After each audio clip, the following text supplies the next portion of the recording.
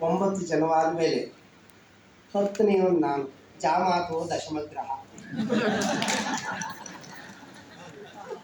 ಅಳಿಯನ್ ಕಂಡ್ರೆ ಎಲ್ರಿಗೂ ಇಷ್ಟ ಅಲ್ವಾ?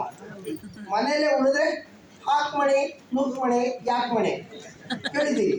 ಅಳಿಯ ಮದುವೆ ಬಂದಾಗ ಹಾಕ್ ಮಣೆ ಹಾಕಿ ಎಲ್ಲ ಆನಂದದ ಆತಿಥ್ಯ ಕೊಡ್ತಾರೆ. ಒಂದು 15 ದಿನ 20 ದಿನ ಇದ್ರೆ ನೂಗ್ತಾರೆ ಮಣೆ. ಆಗಿದ್ರು ನೂಗ್ತಾರೆ ಮಣೆ. ಆಯ್ತು, ಒಂದು 2-3 ತಿಂಗಳಾದ್ಮೇಲೆ ಯಾಕೆ ಮಣೆ ಹೆಂಗಿದ್ರು ಇಲ್ಲೇ ಇರ್ತಾನೆ. ಮನೆಯೊಳಗೆ ಒಂದಾಗಬಾರ್ದು, ಮನದೊಳಗೆ ಒಂದಾಗಬೇಕು.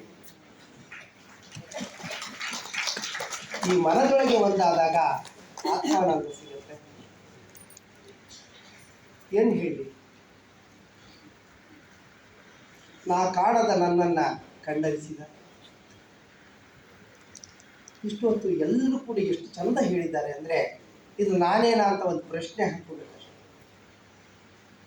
ನಾನು ಬಹಳ ಸಲ ಹೇಳ್ಕೊಡ್ತೀನಿ, ಕಲಿಕೆ ನಮ್ಮ ಮೊದಲ ಆದ್ಯತೆ ಆಗಬೇಕು. ನನ್ನನ್ನು ಸೇರಿಸಿ. ಯಾವಾಗಲೂ ನಾನು ಹೇಳಿದಂತೆ ಮಾಡು ಅಂತ ಹೇಳೋದು ಬೇಡ, ನಾನು ಮಾಡಿದಂತೆ ಮಾಡು ಅಂತ ಹೇಳುವಂಥ ಶಕ್ತಿ ನಮಗೆ ಬಂದಾಗ ನಾವು ಮಾದರಿ ಆಗ್ತೀವಿ. ಗುರು ಹಿರಿಯರ ಶಕ್ತಿ,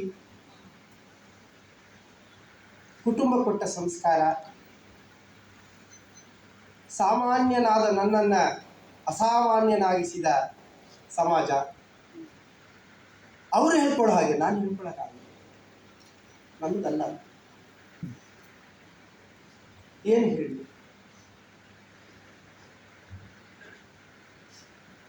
ನಿಮಗೆಲ್ಲ ತನಾಶಿಗೆ ನಮಸ್ಕಾರ.